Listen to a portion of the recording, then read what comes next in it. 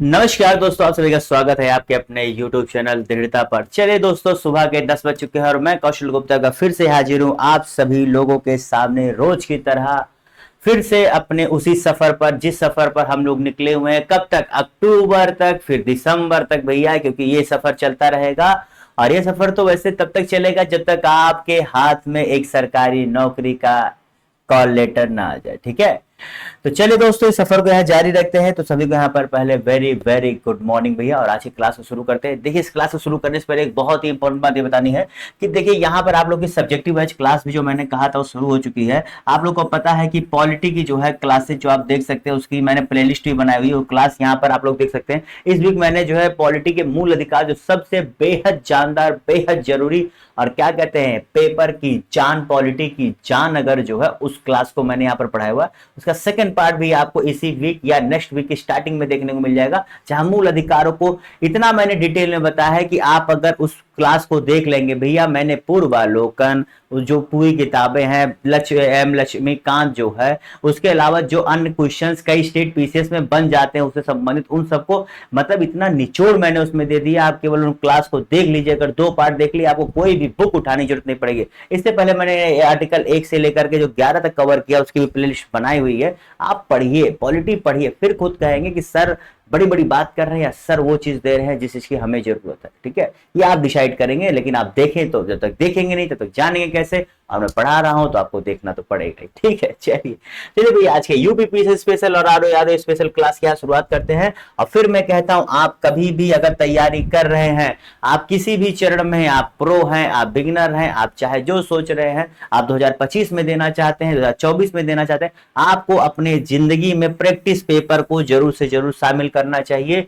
क्योंकि practice paper वो दवा होती है जो आपके रोग को बढ़ने नहीं देती। यानी कि जो आप कहते हैं मुझे जीके ये समझ में नहीं आता, मेरी तैयारी कैसी हो रही है, मुझे क्या पढ़ना चाहिए, इन सारे मर्ज का दवा होता है आपका प्रैक्टिस सेट। क्योंकि जब आप प्रैक्टिस सेट करते हैं तो आपको इन सारी बातों का जवाब खुद ब खुद मिल जाता है और आप अपनी तैयारी में और भी ज्यादा जान फूंक देते हैं, ठीक है। तो इस चीज को अपने दिमाग में कंठस्थ कर लीजिए, बैठा लीजिए, और इसी के साथ इस क्लास को भी अब शुरू किया जाए, ठीक है। चलिए, पहले प्रश्न के साथ आज की क्लास की शुरुआत करते हैं। देखते हैं क्या है प्रश्नों के खजाने। आइए, तो पहला खजाना ये रहा आप लोगों के सामने, ये रहा स्वर्ण मुद्राएं। चलो भैया, एक करंट अफेयर संबंधित प्रश्न है। ये करंट अफेयर संबंधित प्रश्न है, और करंट अफेयर संबंधित प्रश्न होने के साथ एक जरूरी बात है, देखो हर संडे को यहाँ पर करंट अफेयर्स स्पेशल क्लास चलती है। आप लोग को झूठ लगे सच लगे, आप लोग जा करके मेरे वीडियो लाइव सेक्शन में देख सकते हैं। यहाँ पर मैं करंट जो पढ़ाता हूँ बीते महीनों के, मतलब चुनिंदा प्रश्नों को लेकर आता हूँ जहां से प्रश्न बन सकते हैं। मतलब जो आयोग पिछले कई सालों से होता नहीं, प्रश्न पूछने का तरीका होता है। कभी भी आप किसी भी आयोग, चाहे आप जिस भी स्टेट से अगर आप पीसीएस परीक्षा कोई भी परीक्षा दे, तो आप देखिए प्रश्नों को, किस लेवल के प्रश्नों को वो पेपर बनाने वाला आयोग है वो चुनता है। तो उस चीज को ध्यान में रख के मैं वहां पर उन करंट अफेयर्स प्रश्नों को ही लेकर के आता हूं और इतना डिटेल में पढ़ाता हूं कि कल भैया देखो, आप लोग जितने लोग हो ना, आज प्री पास कर लोगे तो कल मेंस भी लिखना है। ये दिमाग में रख के चलो। बहुत लोग कहते हैं प्री भैया मेंस भी लिखना है, तो वहां पर इतनी जानकारी देता हूं कि आपके मेंस आंसर राइटिंग में आपके काफी काम आएगा, ठीक है। तो ये चीज को भी ध्यान में रखिए, क्योंकि करंट अफेयर्स के साथ अगर आप मेंस आंसर राइटिंग करेंगे, वल्लाह वल्लाह माशाअल्लाह, मैं बता रहा हूं आपके नंबर बूम हो जाएंगे।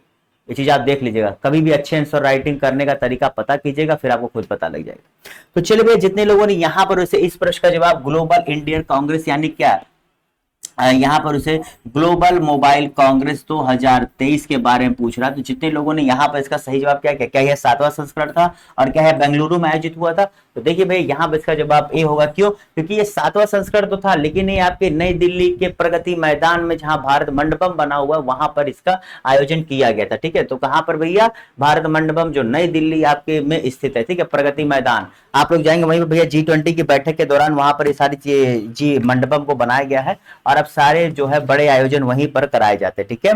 ओके, यहाँ पर जो है 5G, यहाँ पर 100 अवार्ड भी इसी दौरान 100 अवार्ड हमारे प्रधानमंत्री जी द्वारा जो है दिया गया था। जो ये दिया गया था कि 5G यूज करके किस प्रकार से हम एजुकेशनल इंस्टीट्यूट को और बेहतर बनाने के लिए ये जो है अवार्ड दिया गया, ठीक है। 5G यूज केस लैब्स, जी भैया, 5G यूज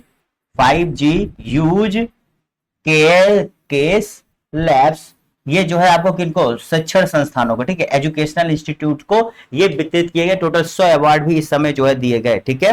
ओके, आपको मैंने बताया कि इसमें जो है एक नया स्टार्टअप प्रोग्राम भी शुरू किया गया इसी दौरान, एक स्टार्टअप प्रोग्राम जिसका नाम क्या था, एस्पायर, ठीक है। अब आपसे प्रश्न में आ सकता है कि एस्पायर क्या था। एस्पायर एक स्टार्टअप प्रोग्राम है जो आपके इंडियन मोबाइल कांग्रेस समय किया गया। इसका बेसिकली मतलब यही है कि ये किससे संबंधित है, कि किस प्रकार से हम अपने देश में इन टेक्नोलॉजीज का प्रयोग करके 5G 6G का यूज करके अपने आप को तेज करें और विश्व के जो एक होता नहीं लेवल, उस लेवल के साथ मिलाते चले, ठीक है। क्योंकि आपको पता है अभी चाइना 6G पे काम कर रहा है, खैर हमारे इंडिया में भी 6G पे बात चल रही है, देखते हैं क्या होता है। 5G भी लगभग रोल आउट हो चुका है, उम्मीद है एक आध 2 साल में पूरे अच्छे से रोल आउट हो जाएगा। हर बड़े शहरों में जो मैं कहता हूं कि Tier 2 सिटीज है, वहां पर मेरे ख्याल से 5G का कनेक्शन आ गया, वो सब अभी फ्री में यूज कर रहे हैं और अपनी जिंदगी में रील्स और शॉर्ट्स का इतना मजा ले रहे हैं कि उन्हें जिंदगी में इससे ज्यादा कुछ अच्छा दिख ही नहीं रहा है। खैर आज मजा ले रहे हैं, कल वही रोएंगे। उन्हें लगता है कि 2-4 शॉर्ट्स बना करके जिंदगी में पैसा आ जाएगा, इतना आसान नहीं है। पढ़ लो बहुत आसान है, ठीक है, कुछ कर लो बहुत आसान है पैसा कमाना, 2 साल उसके बाद देखो तुम अपने आप जो है कुछ हद तक आगे बढ़ जाओगे। ओके, ठीक है। और हाँ, इसमें 22 देशों से, जी भैया, ये जो हुआ था इसमें 22 देशों से करीब 1 लाख लोगों ने, कितने, 22 देशों से करीब 1 लाख लोगों ने जो है इसमें पार्टिसिपेट किया था। जो आपका ये क्या नाम था, इंडियन मोबाइल कांग्रेस 2023 हुआ था, ठीक है। तो ये भैया आपके कहाँ हुआ था, कौन सा संस्करण था, क्या हुआ था, 100 अवार्ड मिले थे और आपको 22 देशों से 1 लाख लोगों ने, पीएम मोदी ने इसका उद्घाटन किया। ओके, ये सारी चीजें आपको जाननी, जिसका थीम क्या था। देखो भैया, कोई भी आयोजन हो तो उसका थीम पता होना चाहिए। तो इसका थीम था भैया क्या, ग्लोबल डिजिटल इनोवेशन, ठीक है भैया, digital global digital innovation. Okay, clear दोस्तों। अब देखो इतना मैंने जो बता दिया, अब इससे हटके क्या प्रश्न पूछेगा आयोग, कभी इससे हटके पूछ ही नहीं सकता। आज उठा लीजिए 10 साल का प्रश्न करंट अफेयर संबंधित, आप देखोगे यूपी पीसीएस, बीपीएससी, एमपीपीसीएस, ये सारे जो स्टेट लेवल के एग्जाम है ना, इनसे ज्यादा इनकी पूछने की क्षमता ही नहीं है, ये सरेंडर कर जाएंगे। आप कभी पेपर उठा लीजिए, नहीं पूछ सकते, लगा लो बाजी। चलो अगले प्रश्न की तरफ बढ़ते हैं। किस राज्य सरकार द्वारा भारत का पहला कृषि डेटा एक्सचेंज एवं जो है कृषि डेटा प्रबंधन लॉन्च किया गया। आप देखो ये प्रश्न मैंने अपने करंट अफेयर्स की क्लास में ऑलरेडी करा दिया, जी हाँ, आप जाके देख लीजिएगा। मुझे एग्जैक्ट क्लास नंबर नहीं याद है क्योंकि करीब 8-9 क्लासेज हो चुकी हैं जब से मैंने शुरू किया है इस, मतलब ये special current affairs classes Sunday को जो चलती है, और इसी टाइम चलती है भैया। संडे को आपका ये क्लास नहीं होता है, संडे को केवल आपका करंट अफेयर्स क्लास होता है जहां पर चीजें होती है, ठीक है। तो यहाँ पर भैया इसका सही जवाब क्या होगा, आंध्र प्रदेश, उत्तर प्रदेश, तेलंगाना, राजस्थान। तो यहाँ पर इसका सही जवाब क्या हो जाएगा, तेलंगाना। जी भैया, तेलंगाना उस समय, अभी तेलंगाना पहले जो अभी मैंने कल बताया था बीआरएस टीआरएस जो था, तो टीआरएस की गवर्नमेंट जब थी तो उन्होंने जो है यहाँ पर एग्री डाटा मैनेजमेंट फ्रेमवर्क, क्या भैया, एग्री डाटा मैनेजमेंट फ्रेमवर्क, ठीक है, ये जो है उन्होंने शुरू किया था। साथ ही साथ क्या, एग्रीकल्चर स्टाफ एक्सचेंज जो है यहाँ पर उन्होंने उसे शुरू किया था, ठीक है। एग्रीकल्चर डाटा एक्सचेंज फ्रेमवर्क भी उन्होंने, यहाँ पर एक्सचेंज मार्केट की बात की थी, ठीक है।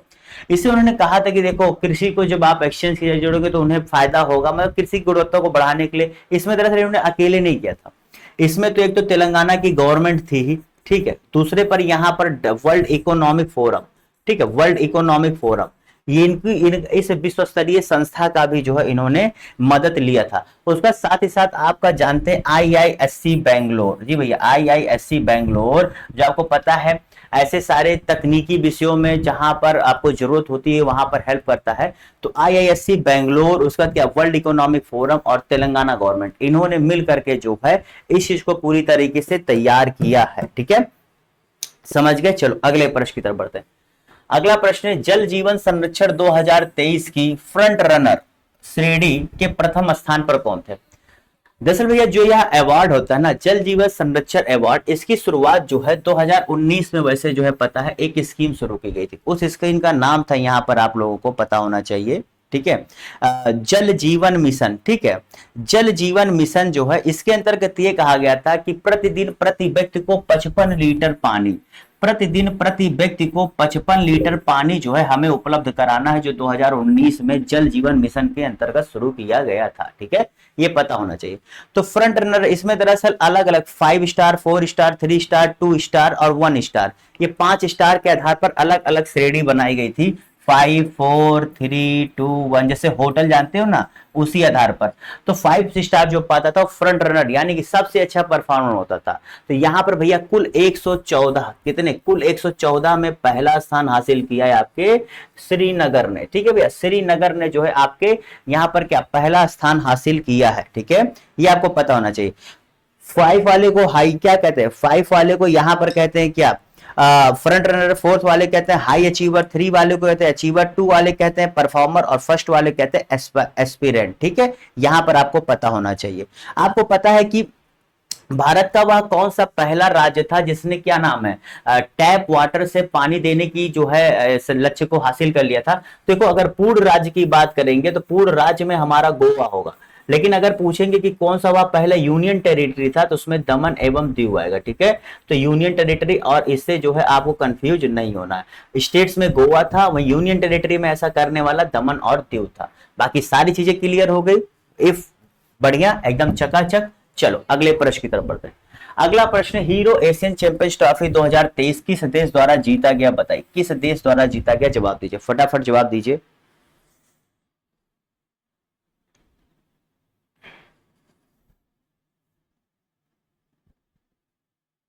चलो भैया बहुत ही आसान सा प्रश्न है।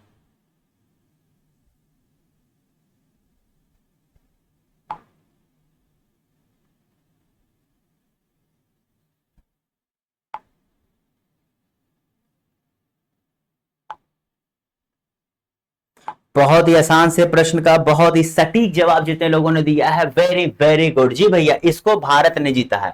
भारत ने इस टाइटल को चौथी बार जीता है। इसने भैया मलेशिया को, जी भैया मलेशिया को इसने हरा करके जो है यह जीता है। यह अवार्ड, यह आपका जो आयोजन चेन्नई में हुआ था, कहां पर भैया, चेन्नई में इसका आयोजन किया गया था। ठीक है, अब ये सारी चीजें आप लोग को अगर पता है तो देखो कितनी अच्छी बात है। इसमें कुल 6 टीमों ने भाग लिया था। उन टीमों का नाम क्या था भैया, आपका चीन था, पाकिस्तान था, जापान था। ठीक है, चीन था, पाकिस्तान था, जापान था, कोरिया था, मलेशिया था। ठीक है, ये आपको पता होना चाहिए। तो 6 टीमें कौन कौन सी थी, देखो ऐसे जान लो कि इंडिया हो गया, इंडिया पाकिस्तान हो गया, ठीक है, फिर चाइना कोरिया हो गया, जापान हो गया, ठीक, 3 2 5। अब एक बार रहा है मलेशिया जिसे भारत ने हरा करके इस बार आपका जीता है। ये हॉकी से संबंधित है भैया, वरना आप लोग कहो ये किस खेल से, हॉकी से संबंधित है। ठीक है, इसे दरअसल हीरो जो है, जो मोटर कंपनी है उसके द्वारा मतलब जो है उसका ऐसे होता है टाटा आईपीएल, तो इसे हीरो हीरो के नाम जाना जाता है। तो पूरी चीजों को वो करता है, तो उसने ले रखा है तो इसलिए हीरो के नाम से। ठीक है, और ये एशियंस जो है, एशियन जो टीम है उनके लेकर के होता है। ठीक है, तो मलेशिया को हरा करके बना था। और चलो और क्या, बस इतना, इससे ज्यादा नहीं पूछेगा। 4-3 से भारत ने मलेशिया को हराया था। बहुत ज्यादा ये पूछ सकते हैं, इससे ज्यादा नहीं पूछ सकता, बस दैट्स इट। कितनी टीमें हैं, कौन सा था, किस बार जीता, क्या हुआ, कहां हुआ, बस इससे ज्यादा तो नहीं पूछेगा। ये भी करंट अफेयर संबंधित प्रश्न था।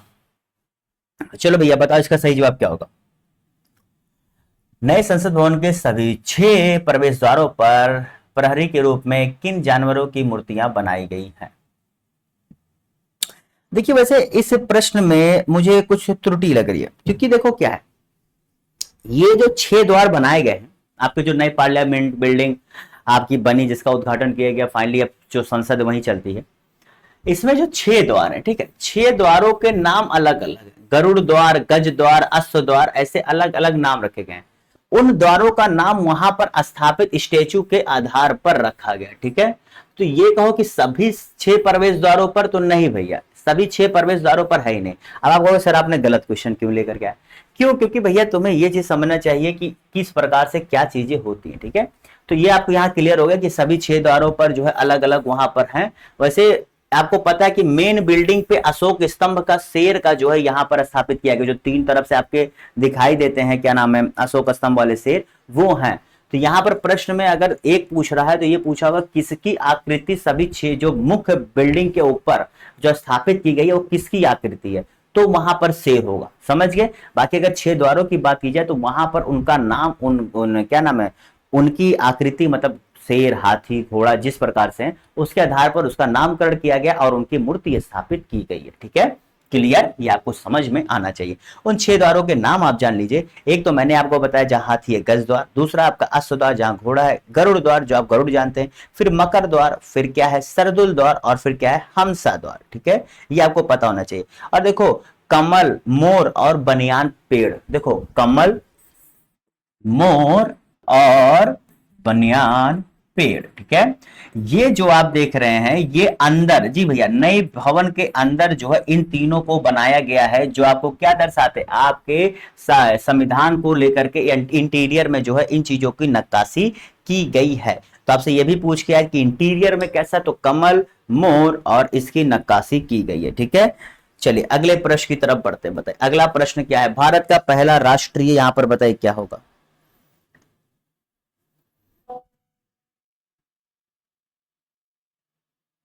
चलिए भैया जवाब दीजिए।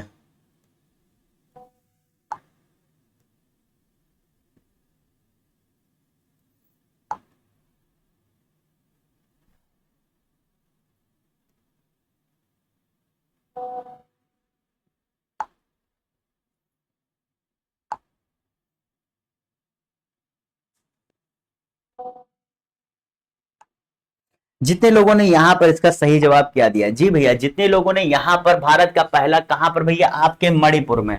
मणिपुर में जो आपका नॉर्थ ईस्ट में पड़ने वाला एक स्टेट है, बहुत ही आप जानते हैं न्यूज में रहा था, तो यहां पर उस न्यूज के एक चीज आपका यहां पर क्या है कि यहां पर भैया मणिपुर में पहला खेल जो है आपका स्थापित भी किया गया है। ठीक है, तो ये आप लोग को पता होना चाहिए। ठीक है, चलो भैया अगले प्रश्न की तरफ पढ़ते हैं।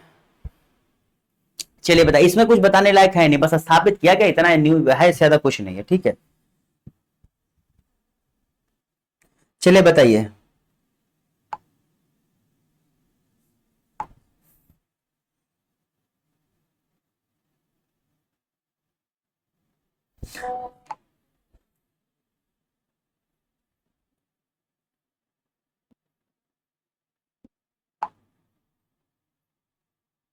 तो जितने लोगों ने यहां पर इस प्रश्न का सही जवाब क्या दिया है, जो सबसे ऊंची नटराज प्रतिमा कहां भैया रखी गई थी, तो मैंने आप लोग को बताया था नई दिल्ली में, जो G20 के समय आपको नटराज की मूर्ति प्रगति मैदान में भारत मंडपम के नाम से वहां पर स्थापित की गई थी, वहीं पर भैया कहीं 28 फीट लिखा है तो कहीं 27 फीट लिखा है, बड़ा तो कंफ्यूजन नहीं था। मतलब ये मान के चलो कि 28-27 फीट के आसपास जो है इस नटराज मूर्ति की ऊंचाई है, जो अभी तक का सबसे ऊंचा स्थापित किया गया है। जो कहा भैया, वही भारत मंडपम, वहीं पर। ठीक है, क्लियर। ये 23 फीट लंबा, 17 फीट चौड़ा है। ठीक है, क्योंकि बहुत लंबा है तो इसकी चीजों को तुम्हें पता, 23 फीट लंबा और क्या है भैया, 17 फीट चौड़ा है। हमेशा ये चीज जान के चले, कितना क्या पढ़ना है, जिस दिन तुम लोग ये समझ जाओगे उस दिन तुम्हारी पढ़ाई खुद ब खुद जो है मोर देन 60% आसान हो जाती है। More than, not, I am not talking about 50%, I am talking about more than 60%। Why? क्योंकि जब आपको चीजें एक बार पता लग जाए ना कि यार इतना करना है, तो तुम अपने हिसाब से चीजों को मैनेज करना सीख जाते हो। जिस दिन तुमने चीजों को मैनेज करना और बैलेंस करना सीख लिया, जिंदगी इतनी आसान लगेगी कि तुम्हें उस चीज में मजा आएगा, फिर कहोगे कुछ और हार्ड करते, क्योंकि यार अब तुम मजा नहीं रहेगा। चलो अगले प्रश्न की तरफ बढ़ते हैं। अगला प्रश्न, निम्नलिखित में से बेमेल को अलग करें। जो यहां पर एक दूसरे से सही मेल नहीं कर रहा उसको अलग करना है। चलिए बताइए भैया, यहां पर क्या है जो एक दूसरे से सही मेल नहीं खाता। चलिए जवाब दीजिए, आप लोग के सामने है प्रश्न। सुराज कॉलोनी योजना, मेरा बिल मेरा अधिकार योजना, मुख्यमंत्री सशक्त बहना उत्सव या फिर मुफ्त बिजली योजना। यहां पर इन चारों में से सही जवाब क्या हो। देखिए, जो गलत है वो यहां सही है, इस चीज को आपको समझना है। जिंदगी में गलतियां वो सुधार, जैसे कहते हैं ना, जिंदगी में कभी कभी गलतियां कर देनी चाहिए, गलतियों से डरना नहीं चाहिए, क्योंकि गलतियां करके आदमी सीखता है। वही प्रैक्टिस पेपर भी कहता है, गलतियां करो यार, यहां गलती करोगे तुम्हें डांट नहीं मिलेगी, थोड़ा सा निराश होगे, लेकिन पढ़ने के लिए ऊर्जा मिलेगी। तो ऊर्जा के लिए यही सब चीजों की जरूरत है। ठीक है, अब देखो ये प्रश्न भी कर रहा है, यहाँ जो गलत है वो बताओगे तो तुम्हें 2 नंबर मिल जाएंगे। ठीक है, तो जितने लोगों ने यहाँ पर इसका सही जवाब कहते हैं मुफ्त बिजली योजना। दरअसल भैया ये उत्तर प्रदेश सरकार द्वारा नहीं है, केंद्र सरकार द्वारा, जो आपको पता है पीएम मुफ्त बिजली घर योजना जो चलाई गई है। अभी पीएम लिखा होता तो आप लोग जान लेते हैं ना, इसीलिए पीएम नहीं लिखा। बाकी मुफ्त बिजली योजना जो चलाई गई है वो आपके केंद्र सरकार द्वारा चलाई गई योजना, जिसमें मैंने आपको करंट अफेयर्स क्लास में बताया हुआ है कि जिसमें सोलर पावर कनेक्टिविटी देने की बात कही है। आपके अलग अलग वाट के हिसाब से आपको सरकार सब्सिडी भी देगी। बाकी यहाँ पर अगले 3 जो आपको दिखाई दे रहे हैं बिल्कुल ही सही है, सत्य है और एकदम सटीक है। ठीक है, चलो अगले प्रश्न की तरफ बढ़ते हैं। वैसे एक ये योजना के बारे में जान लो, जो ये मुख्यमंत्री सशक्त बहना उत्सव जो उत्तराखंड सरकार द्वारा चालू किया गया, इसको चालू करने का लक्ष्य यही उत्तराखंड सरकार का कि ऐसे प्रोडक्ट्स जो महिलाओं द्वारा बनाए जाते हैं, जैसे आपको कई सारे प्रोडक्ट्स देखते हैं जो महिलाओं द्वारा बनाए जाते हैं, उनको जो है एक बड़ा बाजार उपलब्ध कराया जाए। ठीक है, उसके लिए यह उत्सव जो है उत्तराखंड सरकार द्वारा आयोजित कराया जाता है। ठीक है, क्लियर। चलो अगले प्रश्न की तरफ बढ़ते हैं। अगला प्रश्न आप लोग के सामने है कि शांति के क्षेत्र में नोबेल पुरस्कार निम्न में से किसे प्रदान किया गया, बताइए। ये यार ये कम से कम आज 6ठी से 7वीं बार ये प्रश्न हो रहा है। देखो अब ये से प्रश्न 6 से 7 बार क्यों आए हैं। अब क्वेश्चन हो सकता है कि सर आप पढ़ा चुके हैं तो क्यों पढ़ाते हैं। सवाल ये होता है कि क्यों पढ़ा रहे हैं, नहीं सवाल ये है कि क्या आप सही कर रहे हैं कि नहीं। सवाल ये है कि क्या जब मैं इस प्रश्न को लेकर आता हूं तो आपके दिमाग में मेरे बताए गए तथ्य याद आते हैं कि नहीं।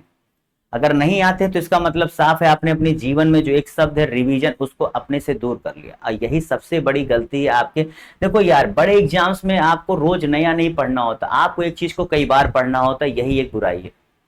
यही आपकी जो है सफलता का सबसे बड़ा बाधा या सफलता की सबसे बड़ी पहली जड़ होती है। ठीक है, तो जो आपने पढ़ लिया उसको रिवीजन करिए, ये आपको बहुत ज्यादा जरूरी है। तो इसका मैंने आपको बताया था, नरगिस मोहम्मद जो ईरान से है, जो भैया इस समय जेल में है, और इनको ही क्या शांति के लिए क्या है नोबेल पुरस्कार प्रदान किया गया था। ठीक है, चलो अगले प्रश्न की तरफ बढ़ते हैं। बाकी इसके बारे में कई बार चर्चा हो चुकी है, कम से कम 3 से 4 बार मैंने बता दिया।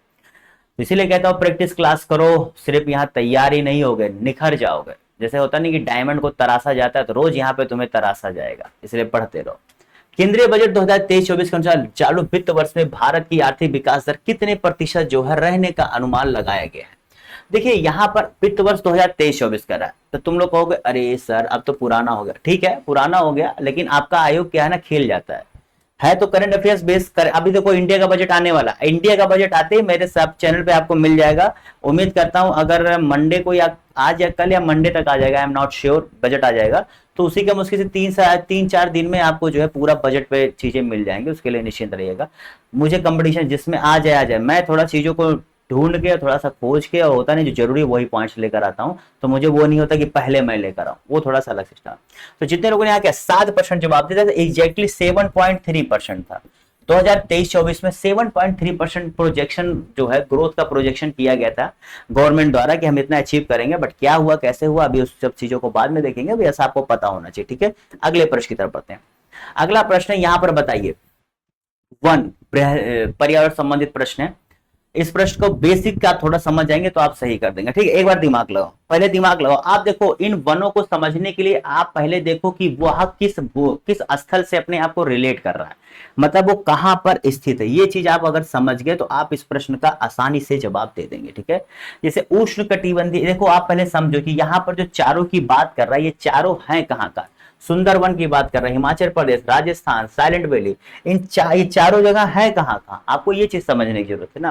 तो देखो बहुत ही आसान बन जाता है जब आप इन थोड़ी सी चीजों को समझ लेते हैं। आइए मैं बताता हूं, जो आपका सुंदरवन देख रहे हो ये आपको कहाँ मिलता है। सुंदरवन आपके जहां नदी के मुहाने हैं, समुद्र में मिलता है। तो वहां पर आपको किस प्रकार की वनस्पति पाई जाएगी, वहां पर भैया आपको कच्छ वनस्पति पाई जाती है। ये राजस्थान से कंफ्यूज मत करना भैया, कच्छ वनस्पति 3 प्रकार के होते हैं। ये कहाँ पाए जाते हैं, जहां पर भैया आपका बैक वाटर होता है, जहां पर नदी और समुद्र का चीज मिलता है, जहां नदी का मुहाना होता है, वहां पर एक कच्छ वनस्पति पाए जाते हैं। मैंग्रोव इसी वनस्पति का एक प्रकार होता है। तो यानी कि क्या सी का वन कहाँ कहाँ दिया, एक ही जगह दिया है, तो ये सही हो जाएगा। मैंने सबसे पहले वही चीज बताया जो आपके दिमाग में सबसे तेज चल रहा था, कच्छ है तो राजस्थान होगा, नहीं होगा भैया। ये प्रश्न मैं ऑलरेडी 3 बार करा चुका हूं, मुझे याद है। बाकी आपको पता है शंकु कहाँ भैया, जो आपके ऊंचाई पर होंगे वहां पर। शंकु कहाँ होता है, जहां बर्फीले होते हैं। क्यों, क्योंकि भैया जिससे जब बर्फबारी हो तो ये अपने ऊपर इनको रहने ना दे, क्योंकि आपको पता अगर पत्तियों पर बर्फ रुक जाएगा तो इनकी जो जीवन जीने के लिए इनको भैया अपना भी तो खाना बनाना है और सारी चीजें करनी है। तो ये बर्फ रुका रहेगा तो क्या होगा, इनकी टहनी भारी हो जाएगी, टूट जाएगी, तो इनका विकास नहीं होगा। इसलिए शंकुधारी होते हैं, इससे बर्फ अपने आप गिर जाए। ठीक है, समझ गए। उष्ण कटिबंधीय वन आपका भैया साइलेंट वैली। उष्ण कटिबंधीय मतलब क्या, डेसिडियस। जी भैया आपको पता होना चाहिए, जो आपका साउथ पार्ट है, जो आपके 0 डिग्री लाइन से संबंध में नजदीक पड़ता है, वहां पर जो है आपको क्या नाम है, उष्ण कटिबंधीय वन पाए जाते हैं। ठीक है, और आपका पतझड़ वन भैया राजस्थान, बिना किसी शक और बिना किसी सूबा के। ओके, चलो अगले प्रश्न की तरफ बढ़ते हैं। अगला प्रश्न है, नीचे दिए गए जिले एवं उनके उत्पादों के संबंध में कौन सा सुमेलित नहीं है। चलो भैया फिर से एक बार, जो सही नहीं है वही आपके 2 नंबर का जवाब है। बताइए इसका सही जवाब क्या होगा।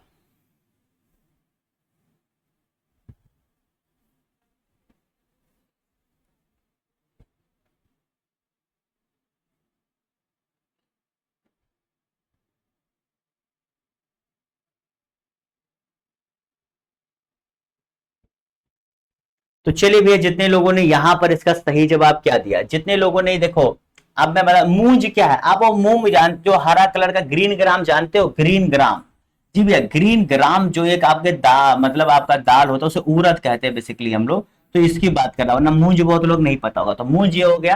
तो यहाँ पर जितने लोगों ने इसका सही जवाब क्या, बागपत दे रहे, बागपत लकड़ी खिलौने के लिए, बल्कि बागपत देखो गन्ने के लिए बहुत फेमस है, ठीक है, गन्ने के लिए बहुत फेमस है। और आपको पता है वो बेल्ट है आपका जो है, गन्ना काफी अच्छा खासा उत्पादन होता है, ठीक है। चलो अगले प्रश्न की तरफ बढ़ते हैं। अगला प्रश्न है, सूची 1 को सूची 2 सुमेलित करिए। चलो यार एक बार और, बहुत ही आसान सा प्रश्न बताए, इसका सही जवाब क्या होगा। अगर देखो कहीं पर तुम्हें अगर ये ऑप्शंस में गलती लगे तो उसको इग्नोर किया करो, देखा करो मैं कितना सही हूं, क्योंकि ये सब आसान प्रश्न, ये सब आते हैं पीसीएस आपके यूपी के कई एग्जाम्स में। पीसीएस क्या, लोअर पीसीएस आएंगे, ये सब में आते हैं, ठीक है। ये सब बेसिक प्रश्न आते हैं, सब में कोई बहुत दिमाग वाली बात नहीं है। देखो अलीगढ़ का आपका ताला हो जाएगा, इसमें कोई फॉर्मेट नहीं है। टांडा आपका क्या है, विद्युत करघा के उत्पाद, दरअसल टांडा में है, ठीक है। उसका बाद आपका क्या, फिरोजाबाद आपके चूड़ियों के लिए फेमस है, और मुरादाबाद आपका ये। तो यहां पर इसका सही जवाब क्या होगा, 2, उसका फिरोजाबाद का 4, फिर 3, फिर 1, 2 4 3 1 कहीं दिख रहा है, नहीं दिख रहा, कोई बात नहीं, इसलिए मैंने पहले बता दिया 2 4 3 1 आपका जवाब होगा, क्योंकि यहां पर जो है थोड़ा सा मिस प्रिंट हो गया था, मुझे साफ दिख रहा था, ठीक है। चलो अगले प्रश्न की तरफ बढ़ते हैं, प्रश्न देखते हैं, मैं समझ गया।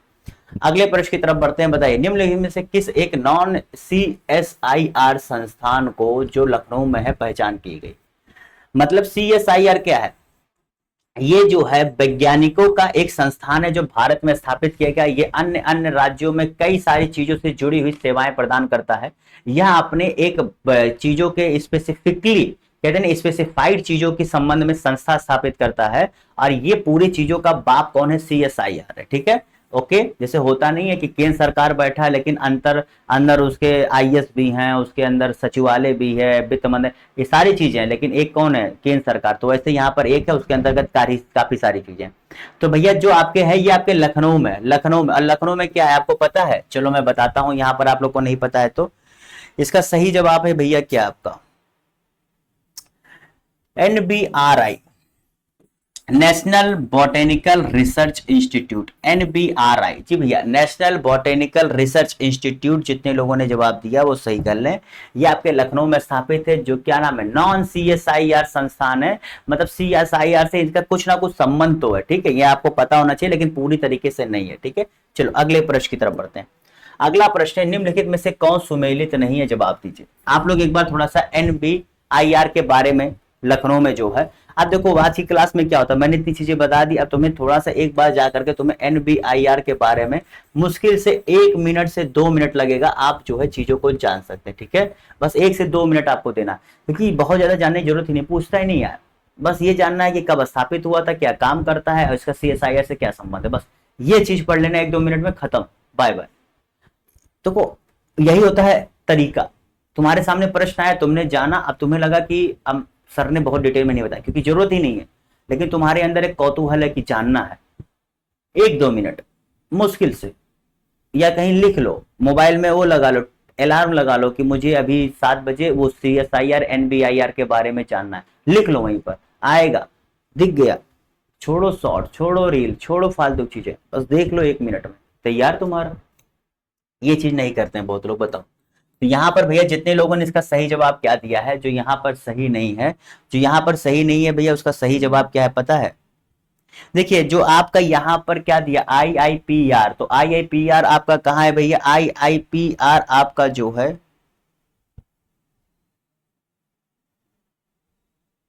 Indian Institute of Pulse Research. जी भैया ये आपका सही है, Indian Institute of Vegetable Research, ये भैया IIVR। देखो यही गलत है, जो IIVR आपका लखनऊ में नहीं भैया, ये आपका कहां पर, वाराणसी में है। और मैंने आप लोग को बताया था कि एक कांसी करके कोई एक भिंडी, जानते हो भिंडी की फसल, लेडी फिंगर, इसकी एक फसल की जो है इसी वाराणसी IIVR में खोज की गई थी। काशी कुछ करके था, मुझे याद नहीं आया, जो भिंडी संबंधित था, तो उसकी खोज भी यहीं की गई थी। IGFRI, तो IGFRI भैया इसका फुल फॉर्म क्या होगा, Indian grassland and fodder research institute, ठीक है, तो आपके झांसी में है। और IVRI ये इज्जत नगर, और ऐसे कई जो इंडियन वेटरनरी रिसर्च इंस्टीट्यूट, ठीक है, इज्जत नगर, और ऐसे यूपी में जो है ये 2-3 जगहों पर है, ऐसा नहीं केवल एक ही जगहों पर है, बाकी कुछ चीजें केवल एक ही जगहों पर है। और ये आपका जो है लखनऊ नहीं, वाराणसी में, ठीक है। चलो अगले प्रश्न की तरफ बढ़ते हैं। सूची दिया गया है, बताओ, बस इतना ही पूछता है। करीब मैंने 2-3 साल का मतलब देखा जो पर्यावरण से ऐसे एक्ट से संबंधित क्वेश्चन आते हैं, तो आपसे बस इतना ही पूछता है। और बहुत सारे पता है छात्र छात्रा क्या गलती कर रहे हैं इस बार, कि उनको लगता है कि अगर कहीं पर ऐसे आर ओ प्रैक्टिस सेट के साथ थंबनेल में अगर PUP PCS देख लेते हैं, तो उन्हें लगता है नहीं ये नहीं पढ़ने लगा कि हाई लेवल का।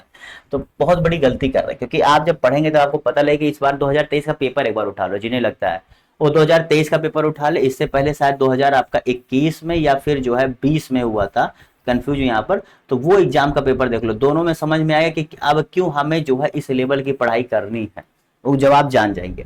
तो भैया देखो, जितने लोगों ने यहाँ पर इसका देखो, वायु आपका 1981 में हुआ था, ठीक है, ये आपको पता होना चाहिए, क्लियर। तो जितने लोगों ने यहाँ पर इसका सही जवाब क्या दिया, 1 3 2 4, जी भैया 1 3 2 4, जितने लोगों ने जवाब दिया वो सही कर ले, इससे आसान सा प्रश्न कुछ हो ही नहीं सकता। संगीत शिक्षा प्रदान करने हेतु उत्तर प्रदेश प्रथम संगीत विश्वविद्यालय कौन सा, जी भैया प्रथम संगीत विश्वविद्यालय कौन सा था, आपसे यहाँ पूछ रहा है, बताइए इसका सही जवाब क्या होगा। इन चारों में से आपको जवाब देना है, प्रथम संगीत विश्वविद्यालय कौन सा था।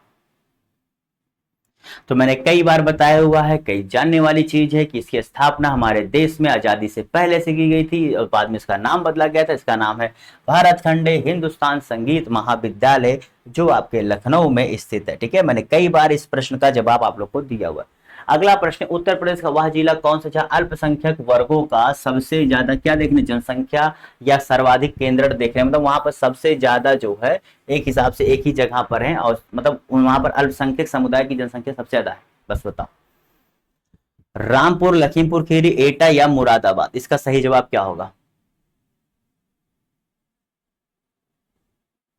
तो जितने लोगों ने यहां पर क्या भैया रामपुर जवाब दिया और सही कर ले। दरअसल आप जब वेस्टर्न यूपी जाएंगे, वेस्टर्न यूपी के कुछ 3-4 से संभल, रामपुर, और आपके जो है क्या नाम है, कुछ हद तक मुरादाबाद, ठीक है, सहारनपुर, यहां सब आप जाएंगे तो यहां सब कुछ जिले ऐसे हैं जहां पर अल्पसंख्यक समुदाय की प्रतिशतता कुल कुल आबादी का, मतलब उस जिले की कुल आबादी का करीब 40%, 50%, 60% तक देखने को मिल जाती है, ठीक है। तो ये से कुछ गिने चुने जिले ही, ऐसा नहीं है कि 75 में सारे हैं, मुश्किल से होंगे तो 5-6 ज्यादा नहीं होंगे, ठीक है, बस इतने ही है, क्योंकि उनका एक ऐतिहासिक बैकग्राउंड रहा है। क्योंकि ऐतिहासिक बैकग्राउंड का मतलब कि दिल्ली समीप थे, दूसरा था कि वहां पर उन्होंने अपने समाज के विकास के लिए कुछ ऐसी चीजें की थी, जैसे अलीगढ़ में ही आपका क्या नाम है यूनिवर्सिटी है, तो उसे कब विकास किया गया था, तो वहां पर देखिए उनकी जनसंख्या है। तो ये होता है भैया, जहां जो चीजें विकसित होती है वहां पर उनका केंद्र हो जाता है, क्योंकि लोग एक दूसरे जो एक क्या होता है आपके संबंध में, आपसे मिलते जुलते जहां लोग होते हैं आप वहां रहना पसंद करते हो, ये तरीका होता है, ये हर इंसान की फितरत है। अभी तुम्हारे दोस्त कहीं जा रहे हो, तुम अभी क्या होता है बच्चों के साथ मैं देखता था कि विद्यालय अगर अब 1-2 क्लास पढ़े, दोस्त बन गया, अगर वो अगले स्कूल में जा रहा है तो एक बार घर पे जरूर कहते पापा मुझे उसके साथ पढ़ना। हाँ पढ़ पाते थे कि नहीं वो पिताजी के ऊपर डिपेंड करते, लेकिन वो कहते थे ना, तो ये इंसानी फितरत है, हमें अच्छा लगता है कोई अपना हो उसके साथ रहना, समय बिताना, पढ़ना लिखना, एनीथिंग वो अच्छा लगता है, ठीक है, इंसानी फितरत है। निम्नलिखित में से उत्तर प्रदेश के किस जिले में आर्यभट्ट नक्षत्रशाला स्थापित है। जी भैया 1 लाइन क्वेश्चन, 1 लाइनर जवाब आपको होना चाहिए। तो जितने लोगों ने यहाँ पे इस 1 लाइनर का सही जवाब क्या दिया भैया, रामपुर, अभी मैंने नाम लिया था रामपुर, ठीक है, अभी जवाब दिया था, तो रामपुर में यह स्थापित किया गया। रामपुर आपके उत्तर प्रदेश का एक जिला है, ठीक है, आपको पता होना चाहिए भैया। रामपुर न्यूज में था, आजम खान जी को जानते हो, यहीं के वो क्या है बादशाह है, अभी खैर जेल में है, समय सबका बुरा आता है, इसीलिए कहा जाता है अच्छा समय है तो उड़ो मत और खराब समय है तो निराश मत हो, ठीक है, बस हंसते हंसते जिंदगी काटो बिना किसी, देखो 3-4 चीजें जिंदगी में छोड़ दो बहुत खुशी हो गई, किसी से जलन करना छोड़ो, सबसे बेकार चीज है यार, जो उसका है मेरा हो नहीं सकता, जो मेरा है वो पा नहीं सकता, तो क्यों जलन करना, रबिश, बेकार।